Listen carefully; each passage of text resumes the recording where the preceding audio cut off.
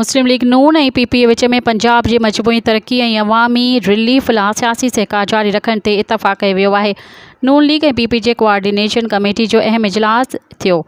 इजलास में ॿिन्ही जमायतुनि जे अॻवाननि गॾियल सहकार खे बहितर बनाइण जी तजवीज़ुनि ते ख़्यालनि जी ॾे वठि कई। इजलास में मुस्लिम लीग नून ऐं पीपीए विच में पंजाब जी मजमूई तरक़ी ऐं अवामी रिलीफ लाइ सियासी सहकार जारी रखण ते इतफ़ाक़ कयो वियो, जंहिं ते पीपीए अॻवाननि पारां वज़ीर आला पंजाब जे सूबे जी तरक़ी लाइ जारी प्रोग्रामनि जी हिमायत कई वई।